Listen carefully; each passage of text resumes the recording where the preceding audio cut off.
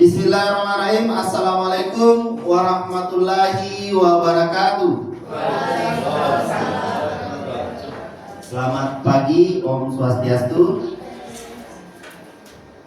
Kita bersyukur kepada Allah yang pada kesempatan ini mengizinkan kita mengikuti kegiatan selama 2 hari dari kemarin, dan hari ini materi terakhir terkait dengan diseminasi mata pelajaran coding dan kecerdasan artifisial. Ini kegiatan yang saya ikuti bersamaan dengan program pembelajaran mendalam.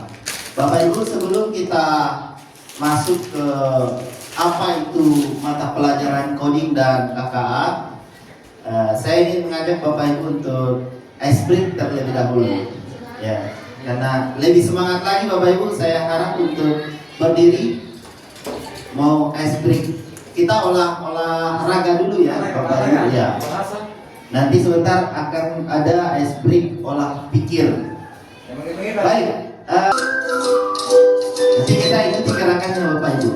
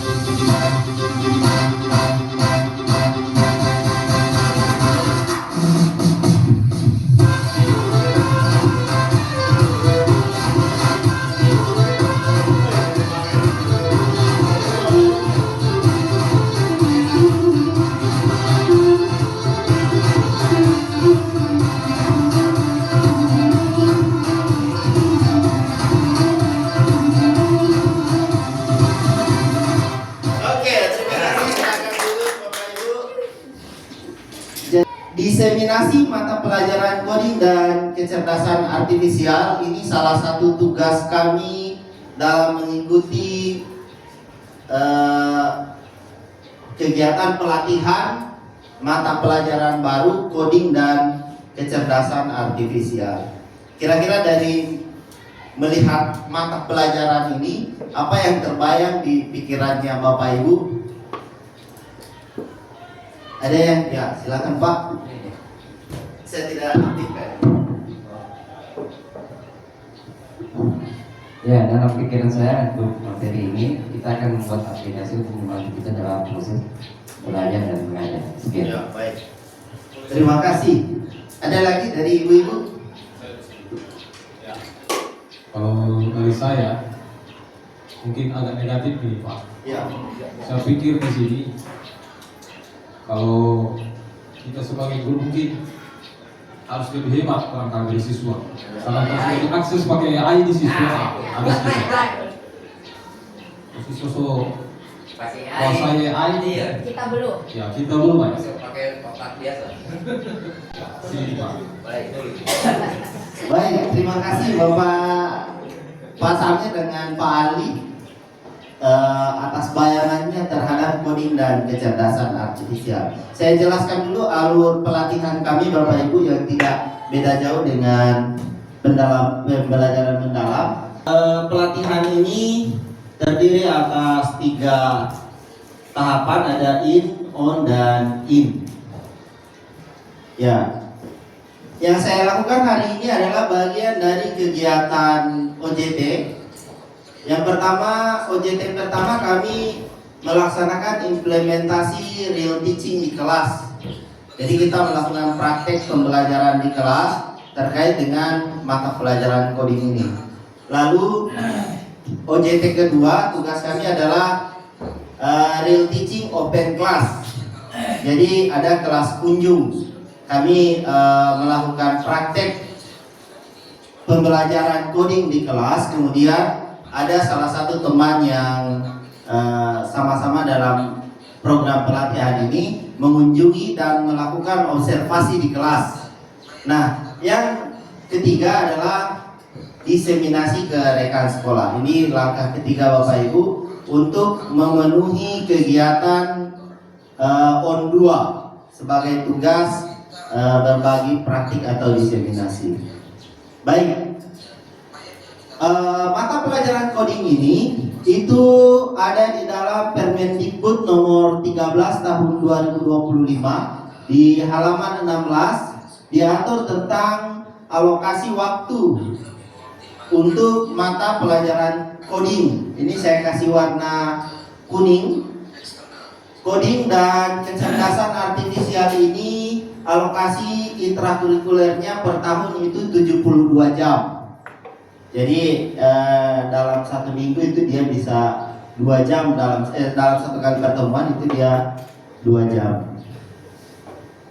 Ya, ini penerapan mapelnya dalam Permendikbud dialokasikan 2 JP per minggu atau 72 JP per tahun sebagai mata pelajaran pilihan. Untuk awal ini dijadikan sebagai mata pelajaran pilihan. Lalu ada paling banyak itu ya sama ya dengan yang di C. Paling banyak 2 JP per minggu atau 72 JP per tahun. Nah, ini ada bentuk pembelajaran coding dan KKA di fase D. Ini dia cara penerapannya diterapkan berjenjang sesuai dengan tingkatan kelas, diterapkan terintegrasi ke dalam mata pelajaran yang telah ada. Jadi bisa semua ke mata pelajaran TIK ya. Bapak Ibu juga bisa menerapkan pembelajaran coding ini di semua mata pelajaran. Lalu bisa menjadi mata pelajaran pilihan. Lalu bisa diterapkan juga ke dalam bentuk ekstrakurikuler. Nah, itu untuk penerapan informatika ini di dalam pembelajaran. Ini ada 3 bentuk. Nah, kalau kita sudah diwajibkan yang mengikuti harus menetapkan pilihan wajib untuk menambahkan mata pelajaran coding ini dengan 3 pilihan ini. Ya, lalu apa fondasinya? Apa bedanya dengan informatika? Mata pelajaran coding dan kecerdasan artifisial ini. Kalau informatika itu untuk SMP, dasarnya adalah berpikir komputasional, literasi digital dan jaringan komputer tingkat dasar.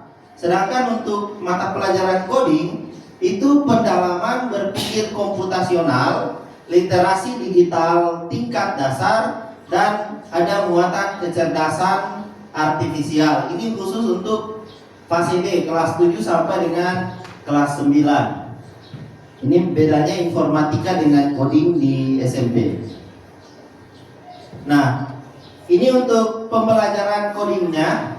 Tahapan kemampuan yang wajib dikuasai peserta didik sesuai dengan Dikdasmen di jenjang SMP itu adalah merancang program untuk sistem manajemen sederhana meliputi pengumpulan, pemahaman dan pemrosesan data.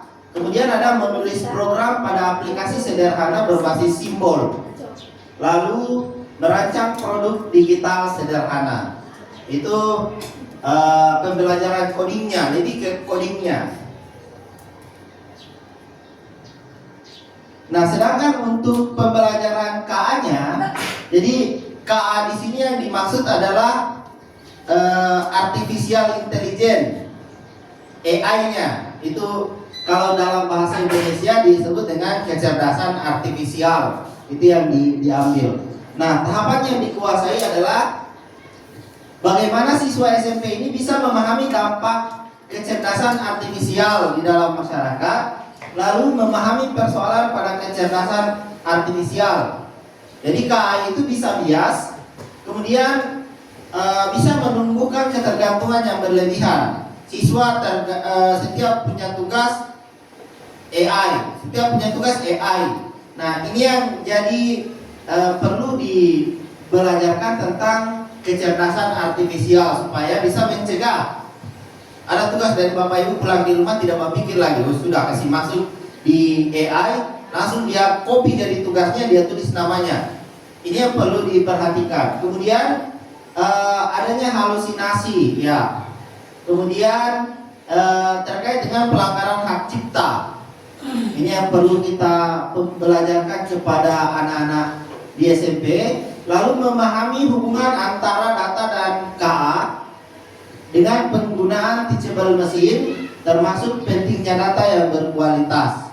Nah, ini terkait dengan bagaimana mencari data yang kita perlukan melalui KA atau AI. Jadi Bapak Ibu, banyak sekali sekarang aplikasi KA, sudah ribuan. Selanjutnya, apa saja elemen pembelajaran coding ini? Coding dan KKA. Yang ada 4 elemen yang perlu dibelajarkan di fase D ini. Yang pertama adalah berpikir komputasional. Ada materinya, kemudian capaiannya.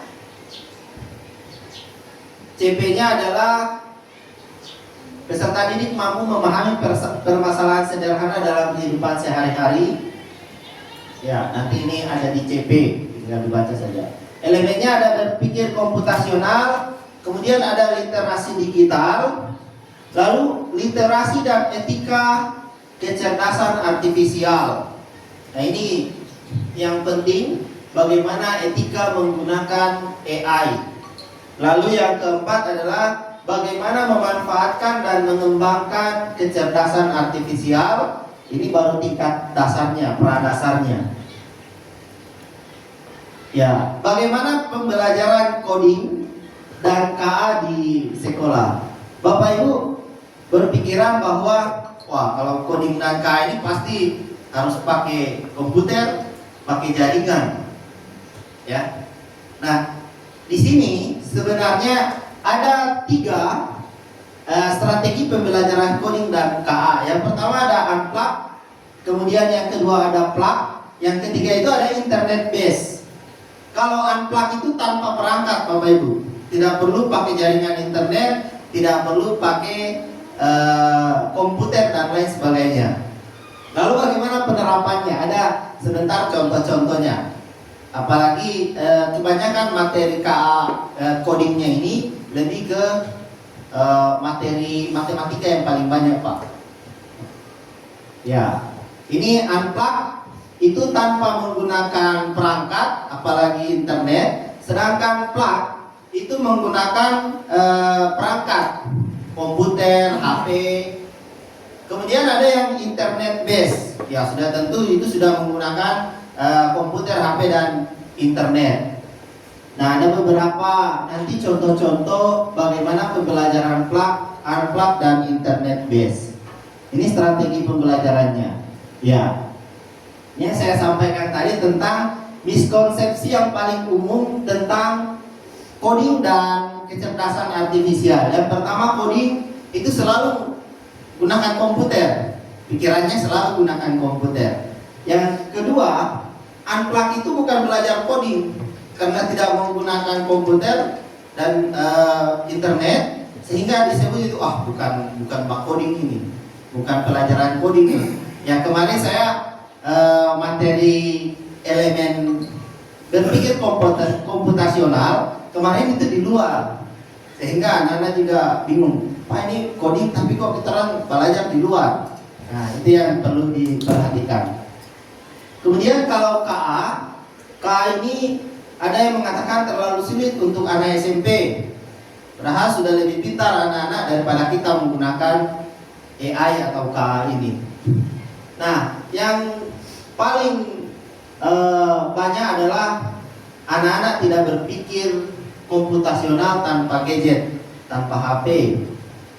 Jadi dengan adanya tanpa adanya HP itu anak-anak tidak mampu berpikir komputasional. Nah, ini nanti akan dibahas apa itu berpikir komputasional. Ya, kita masuk pada apa sebenarnya coding yang dimaksud. Apa itu coding? Secara sederhana Bapak Ibu, coding adalah proses menulis instruksi atau perintah menggunakan bahasa komputer supaya komputer bisa mengerti dan menjalankan tugas tertentu. Ini pengertian codingnya. Lalu, ya ini ada misalnya, kalau kita ingin membuat game, aplikasi atau robot bergerak, kita perlu menuliskan bahasa khusus yang disebut dengan kode program. Ini contoh yang kami gunakan kemarin adalah Scratch, Pictoblock, Blocky Game, itu ada banyak. Itu dasar-dasar coding yang kami latih. Nah, sebentar kita akan praktek itu. Nah, jadi coding itu ibarat bahasa antara manusia dengan komputer. Itu mata pelajaran codingnya.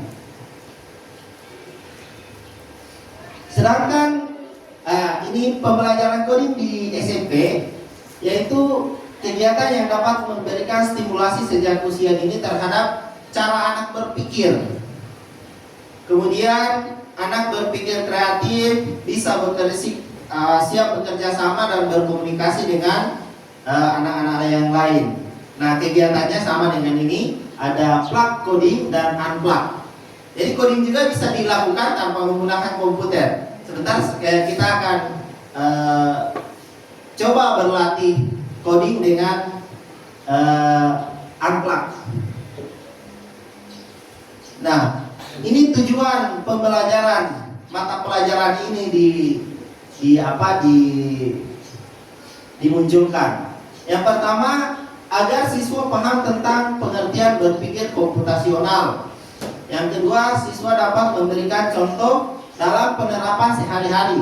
Jadi dari pembelajaran KKA ini, anak-anak bisa mempraktekkan dalam kehidupan sehari-hari. Ini yang kemarin kita bahas tentang untuk apa manfaatnya dalam kehidupan sehari-hari. Itulah yang nanti diinginkan. Lalu siswa dapat menyelesaikan masalah dengan cara berpikir komputasional. Ya, itu tujuan sampai dimunculkannya mata pelajaran coding dan kecerdasan artifisial. Nah, ini apa itu berpikir komputasional? Yaitu cara berpikir yang digunakan untuk memecah masalah dengan menggunakan langkah-langkah yang sistematis dan logis. Ya, dalam pembelajaran KKA ada 4 proses berpikir komputasional. Ada dekomposisi, ada pengenalan pola, ada abstraksi, dan ada algoritma. Ini matematika dengan IPA seharusnya yang mengikuti ini. Tapi alhamdulillah saya bisa paham juga sedikit. Dekomposisi itu yaitu bagaimana siswa bisa memecah satu masalah menjadi bagian-bagian yang kecil yang mudah dikelola. Yang kedua, pengenalan pola, mengidentifikasi kesamaan, perbedaan atau perulangan dalam masalah atau data. Nah, ini pada prakteknya matematika bisa menggunakan atau mengaitkan materi ini dengan materi KKA. Karena ada juga materi KKA itu yang sama seperti materi di matematika, pengenalan pola. Lalu ada abstraksi, menyederhanakan masalah dengan mengabaikan detail yang tidak penting dan fokus pada aspek yang relevan. Ada algoritma, yaitu bagaimana siswa mengatur urutan langkah-langkah yang terstruktur dan logis. Ya, ini contoh dekomposisi. Misalnya membuat panitia dari siswa.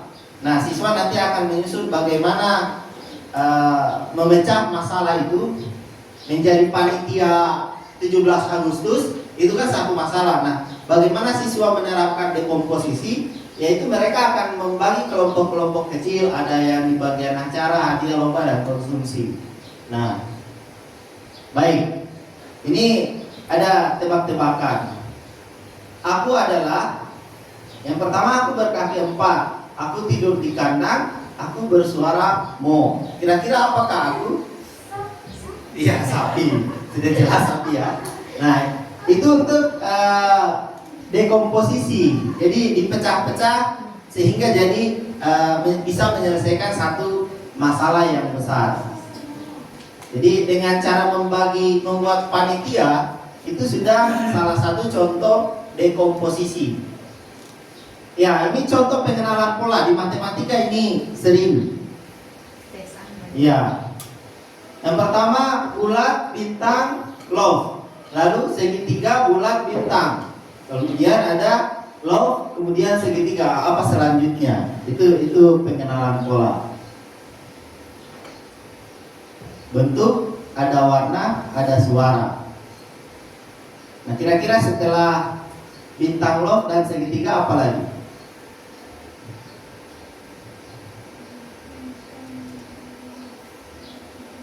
Ini yang pertama. Kira-kira selanjutnya apa?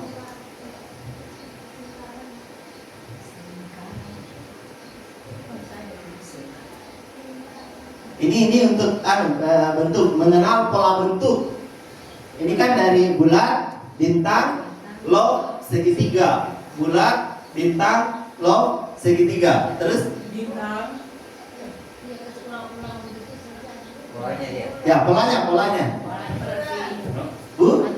Iya, bulat. Karena dari sini kita lihat polanya yang ini, bintang, love, segitiga, bulat. Ya, bintang, love, segitiga, bulat atau lingkaran. Baik, selanjutnya ada warna merah, kuning, merah, kuning, merah, kuning, merah, kuning, merah. Ya, itu saja pengenalan pola di fase SMP. Kemudian bentuk. Ya, ini 1 1 2 2 3 3 4 4 5 5. Ini untuk pengenalan pola. Kalau yang di bawah ini tinggal anak pakai main judi. Main remis di bawah. Pak, itu kan ada angka terbalik itu maksudnya apa ya? Ya, ini dalam bentuk. Pencerminan. Iya, Pencerminan. bentuk. Sama bentuknya yang sama, tinggal di bolak-balik. Ya, polanya. Kalau satu dibalik jadinya seperti itu, dua dibalik jadinya seperti itu. Itu pengenalan pola. Nah, anak-anak diajarkan bagaimana mempelajari pola suatu pola. ya, ini dasar-dasar mengenalkan pola. Jadi dalam kehidupan sehari-harinya nanti anak-anak akan menyusun. Oh, jam 7 sampai jam sekian itu pelajaran ini. Selanjutnya pelajaran ini. Sehingga anak-anak bisa memecahkan masalah. Kenapa kau terlambat? Terlambat di masalah saya bangun pagi jam sekian sehingga tidak sampai lagi di sekolah. Harusnya polanya jam 6 sudah bangun, mandi, jam sekian sudah ke sekolah. Nah, itu pengenalan pola. Karena pemrograman komputer itu dasarnya pola. Ya. Ya, selanjutnya ada contoh abstraksi. Oh, ini untuk contoh yang tadi yang saya sampaikan, bukan ke pola Bapak Ibu, untuk jadwal tadi. Ini abstraksi. Ya, bantu Pak Ojol untuk ketujuan karena HP-nya kehabisan baterai. Oke. Nah, di sini kami ada praktek. Bapak Ibu silakan buka, ada yang namanya Blocky Game. Blocky.game.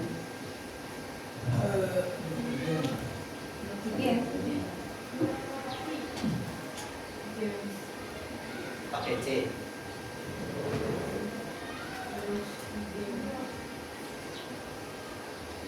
Blocky. Oh, blocky game.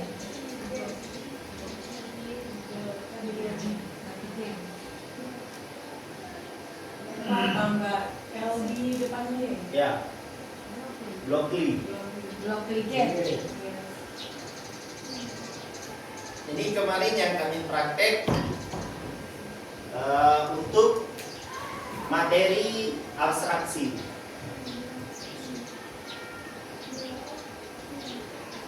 Oh, yang anu ini ya. Ada puzzle pertama. Ya. Puzzle.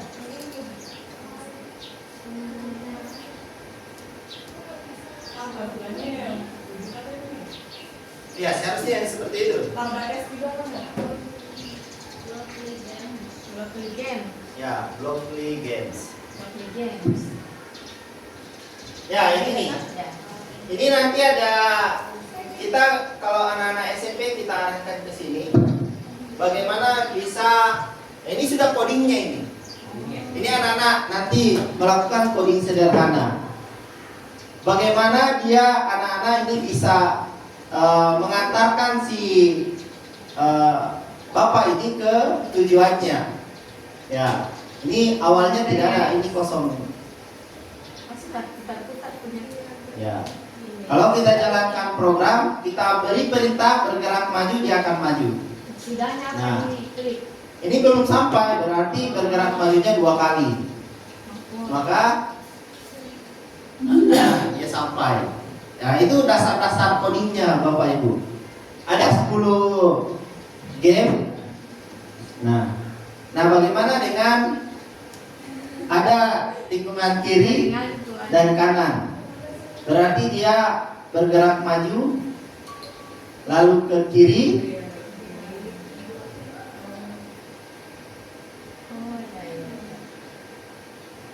setelah itu bergerak maju lagi,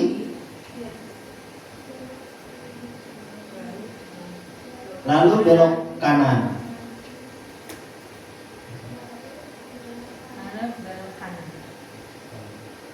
Ya, setelah itu bergerak maju lagi. Nah, ini coding sederhananya menggunakan balok-balok seperti ini. Kalau sudah tingkatan SMA itu sudah memang codingnya yang menggunakan aplikasi.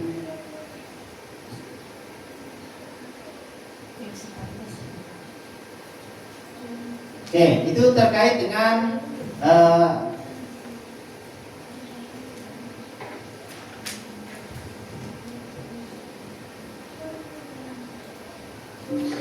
oke, itu sebentar nanti kita analisis. Ya, itu terkait dengan abstraksi. Lalu ini contoh algoritma di kehidupan sehari-hari.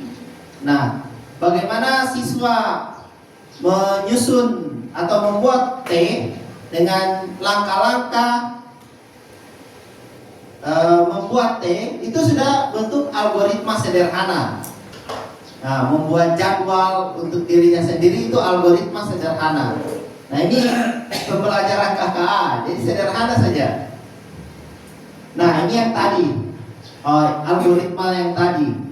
Bagaimana memasukkan tahapan-tahapan supaya bisa sampai pada titik yang diinginkan. Ini contoh algoritma yang digunakan tadi, Blockly Games. Lalu bisa bermain flowchart. Ini tinggal isi-isinya, tidak perlu nanti kita ke. Ya, ini contoh amplak yang tidak menggunakan perangkat untuk pengenalan pembelajaran KKA dengan unplug coding unplugnya, bermain algoritma tadi. Jadi satu jadi user, satu jadi robotnya untuk mengantarkan yang tadi ojol tadi. Ini kalau unplug,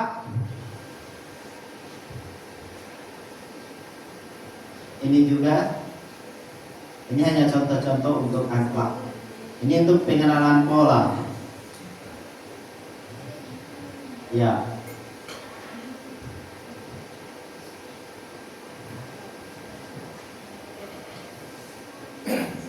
Ini dibuat melalui ChatGPT. Ya. Selanjutnya itu tadi coding. Nah, selanjutnya kecerdasan artifisial atau KA-nya. Kalau yang tadi itu codingnya, sekarang masuk pada KA-nya. Ya, Bapak Ibu, pengertian sederhana dari KA atau AI secara sederhana adalah kemampuan mesin atau komputer untuk berpikir dan belajar seperti manusia. Itu maksud dari AI, yaitu mesin atau komputer untuk berpikir, kemampuan mesin atau komputer untuk berpikir dan belajar seperti manusia. Seperti komputer bisa mengenali gambar, memahami suara, bahkan memberi jawaban singkat saat kita bertanya. Ya, contohnya ada Google Translate, Siri atau Google Assistant, kemudian ya mobil tanpa sopir. Ini di Cina sekarang sudah ada mobil tanpa supir. Ya, jadi apa itu AI? AI itu seperti otak buatan yang kita ciptakan agar mesin bisa membantu pekerjaan manusia. Nah, pertanyaan yang muncul, Bapak Ibu, apakah AI itu bisa salah atau tidak? Menurut Bapak Ibu, AI ini bisa salah atau tidak? Bisa. Ya. Kemudian apakah AI ini bisa menggunakan menggantikan tugas kita sebagai guru? Anak-anak sekarang ada tugas begini. Kira-kira menurut pandangan Bapak Ibu terkait dengan AI ini, apakah bisa menggantikan tugas kita sebagai guru? Ya, kalau Ya. saya ini kayaknya kalau menurut saya di sebagian tugas guru mungkin bisa tergantikan, tapi di sebagian tidak bisa. Seperti memberikan teladan itu kan tidak bisa. Ya. Dari ibu-ibu mungkin Kalau ada hanya sebatas materi saja atau apa itu bisa didapatkan dari mana. Tapi kalau pembiasaan dan teladan itu kayaknya tidak bisa. ibu-ibu? Sama seperti Pak Ali kan, maksudnya pengetahuan kan tidak hanya terbatas ke akademik tapi juga karakter. Mungkin kalau di karakter ini memang AI itu tidak bisa untuk menggantikan perannya guru di bagian karakternya. Kalau akademik mungkin lebih dari itu. Karena AI tidak punya perasaan sebagai manusia. Nah, kita sebagai manusia lebih dari perasaan dan akal. Ya, betul sekali Bapak Ibu, bahwa guru itu selamanya tidak akan pernah tergantikan oleh alat apapun. Dan itu tidak akan pernah tergantikan oleh alat apapun, karena yang membedakan kita masih bisa punya perasaan. Baik, selanjutnya, ya, kecerdasan artifisial. Bayangkan seperti otak buatan yang dibuat manusia supaya mesin bisa meniru cara berpikir manusia. Ya, ini adalah contohnya, robot bisa menjawab pertanyaan atau memainkan musik. Kemudian ada mesin learning, ada deep learning. Ya, deep learning ini adalah cara belajar yang lebih dalam mirip otak manusia dengan banyak jaringan. Nah, contohnya AI bisa mengenali wajah temanmu di foto, walaupun fotonya miring atau gelap. Nah, lalu ada KA generatif yang bisa menciptakan sesuatu yang baru, seperti gambar. Bapak Ibu minta buatkan saya gambar ini, itu dia akan buatkan. Ini yang penting diajarkan ke siswa kita terkait etika dan batasan AI dalam KA. Ini ada satu contoh, mungkin Bapak Ibu sudah pernah dengar, sudah pernah lihat. Guru itu beban negara. Viral di media sosial cuplikan video. Ya, ada yang sebagian dari kita, bahkan banyak guru yang secara mentah langsung percaya itu. Kira-kira dari pandangan Bapak Ibu, kalimat yang tadi ini? Guru itu beban negara. Viral di media. Ya, potong kalimat itu yang viral kemarin, yang menjadi banyak perbincangan, yang ternyata itu adalah bentuk hasil dari AI. Sudah semakin banyak aplikasi AI, sehingga pentingnya kita melakukan mengajarkan kepada anak didik kita terkait etika dan batasan dalam AI atau coding dan kecerdasan artifisial. Yang pertama, ya, gunakan AI dengan bijak. AI itu tidak selalu benar seperti yang disampaikan oleh Pak Padli tadi. Kemudian menghormati privasi. Lalu ada gunakan untuk belajar bukan menyontek. Ingat, AI bukan manusia. lalu menghargai karya orang lain. Nah, ini etika-etika yang perlu kita ajarkan ke siswa kita terkait AI. Ketika kita dikirimkan sesuatu yang bisa memicu konflik, kita cari tahu dulu dari mana asalnya. Ini apalagi AI sekarang, apa yang tidak bisa, semuanya sudah bisa. Ya, ini aktivitas untuk anak-anak, tunjukkan contoh nyata. Ini machine learning, deep learning, KA generatif. Ini ada ChatGPT untuk mengobrol. Ya, ini yang unplug tadi. Untuk unplugnya untuk KA-nya. Ya, ada permainan guru AI berkata. Ya, ini unplug untuk KA. Ya, ini platform untuk KA-nya untuk anak-anak. Lalu ini pemanfaatan, ya. Salah satu yang kemarin kita buat yaitu membuat lagu dengan menggunakan Suno AI. Ya, ini kalau plug menggunakan internet dan jaringan, ada ChatGPT dan Canva. Nah, ini ada beberapa referensi buat Bapak Ibu. Kemarin kita sudah buat RPP. Ini ada satu AI yang nanti Bapak Ibu bisa gunakan menyusun RPP. Ya, ini saya kirimkan linknya. Ini hanya penyusunannya, bukan membuatnya. Jadi Bapak Ibu memasukkan materi-materi tertentu, kemudian dia akan buatkan RPP yang sudah bisa dicetak melalui tools ini dalam yang sudah sesuai dengan pembelajaran mendalam.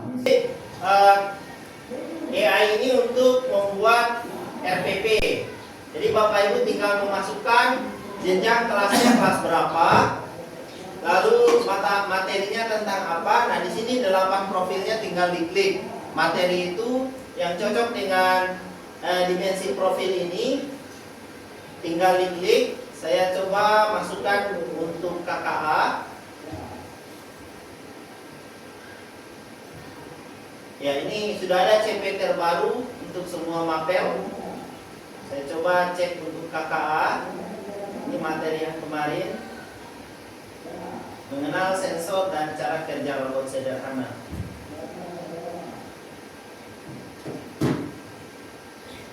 Ya, masukkan dulu kelasnya, kelas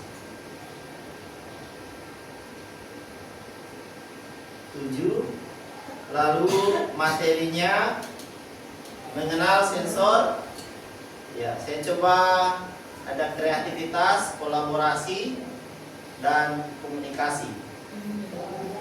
Ya, gimana dan ketakwaan. Lalu selanjutnya, nah, ini masih memasukkan CP.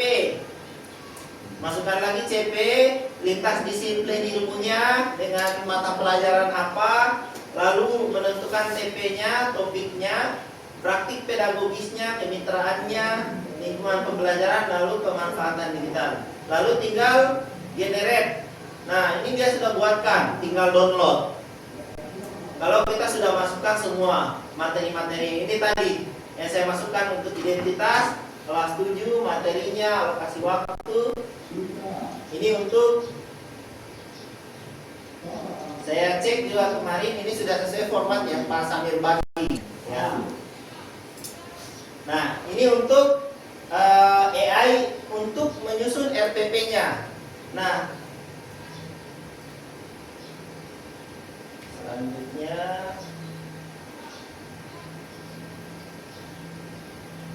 oh iya. Baik Bapak Ibu, nanti kita akan praktek. Silakan menyesuaikan dengan AI apa yang Bapak Ibu gunakan. Lalu kita coba membuat RPP yang sesuai dengan langkah-langkah pembelajaran mendalam. Bapak Ibu, AI itu dia bisa belajar. Jadi kadang kita memasukkan buatkan saya modul itu tidak sesuai dengan apa yang kita inginkan. Nah, caranya AI ini dia bisa belajar dari data yang kita masukkan. Oke, cukup dengan Bapak Ibu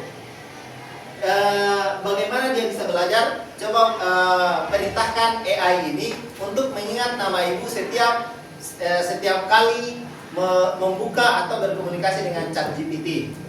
Maka setiap Bapak Ibu membuka ChatGPT, dia akan panggil dengan sebutan yang Bapak Ibu inginkan. Itu cara belajar KA itu. Jadi AI ini bisa belajar juga.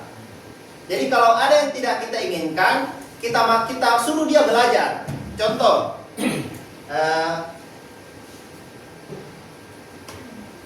pelajari dari Google tentang 8 dimensi profil lulusan. Suruh belajar dulu dia. Nah, ini dia akan belajar melalui web, YouTube lah dia dapatkan. Pasti dia belajar. Ya. Ada lagi satu ini.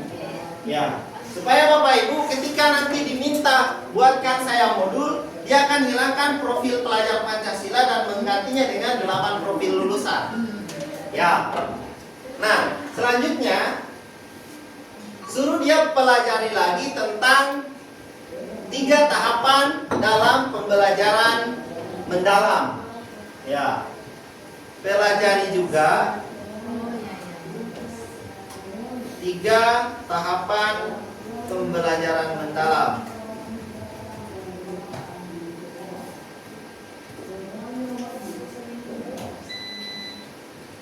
Dia akan menelusuri lagi. Ya. Memahami, mengaplikasi, dan merefleksi. Jadi kalau Bapak Ibu langsung suruh buatkan di situ, buatkan saya RPP pembelajaran mendalam, pasti kalau dia belum tahu apa yang Bapak Ibu maksud, dia akan copy saja dari data yang sudah disimpan banyak. Tapi kalau Bapak Ibu perintahkan terlebih dahulu dia belajar, pelajari dulu ini. Ya. Itu KA yang bisa belajar. Jadi ini kan otak imitasi supaya dia bisa menyimpan memorinya dengan materi Bapak Ibu, maka dia akan menyimpan. Ya. Nah, ini sudah ada 8 dimensi. Dia sudah pelajari juga tentang 3 tahapan dalam pembelajaran mendalam. Baik, selanjutnya kita tinggal memasukkan perintah. Kita siapkan saja materinya atau TP. Saya coba ambil TP yang ya, peserta didik mampu mengenali konten deepfake.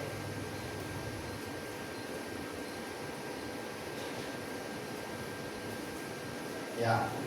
Nah, sekarang kita perintahkan dia untuk membuat perangkat berdasarkan 8 dimensi ini dan langkah-langkah yang 3 ini. Ya. Buatkan rencana pembelajaran yang memuat 8 dimensi profil lulusan dan 3 tahapan pembelajaran mendalam. Salah ya? Ya, ada harusnya kita masukkan apa yang dengan tujuan pembelajaran berikut. Dengan tujuan pembelajarannya, peserta didik mampu mengenali ciri-ciri konten deepfake. Nah, ini saya sudah suruh ingat, makanya dia jawab terus, oke rival. Kayak kalau ada langsung ingat nama saya ini, setiap saya berkomunikasi dengan Anda, panggil saya dengan nama ini. Dia akan simpan itu. Oke. Jadi masih bisa salah dia ini Bapak Ibu. Nah, ini sudah. Keterkaitannya langsung dia bisa buat 8 keterkaitan itu, tapi kita tinggal pilih saja Bapak Ibu. Ya, kalau mau semua 8 itu dimuat boleh juga. Nah, ini dia sudah siapkan. 3 tahapan. Tahap memahami, persepsi, guru memutar 2 contoh video, kemudian diskusi awalnya. Saudara, tahap 1 memahami, tahap 2 mengaplikasi, lalu tahap 3 merefleksi. Nah, ini sudah tahapannya, ada asesmennya, lalu ada diferensiasinya, ada catatan.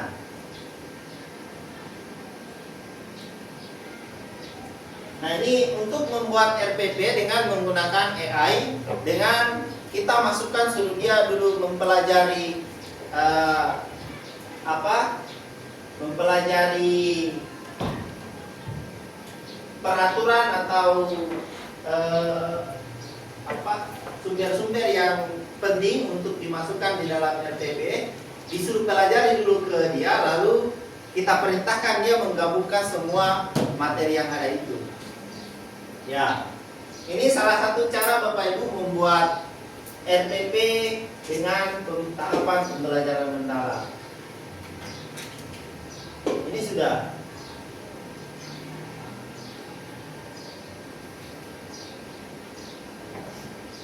Meminta buatkan asesmen formatif dan sumatif, ini langsung akan dia buatkan juga. Ini sudah identitas RPP-nya. Ini 8 dimensi, ini 3 tahapan. Ya, ini untuk ChatGPT. Nah, tadi yang saya perlihatkan ke Pak Amril terkait dengan ada AI yang bisa menjelaskan isi buku dengan kita gunakan Google Gemini atau Gemini AI. Ya, ini yang saya masukkan di Deep Dive untuk mata pelajaran PAI. Ini yang saya upload. Satu contoh, setelah saya upload, kemudian akan muncul di sini buat ringkasan audio. Tunggu beberapa menit, dia akan munculkan, lalu kita bisa putar. Oke, sampai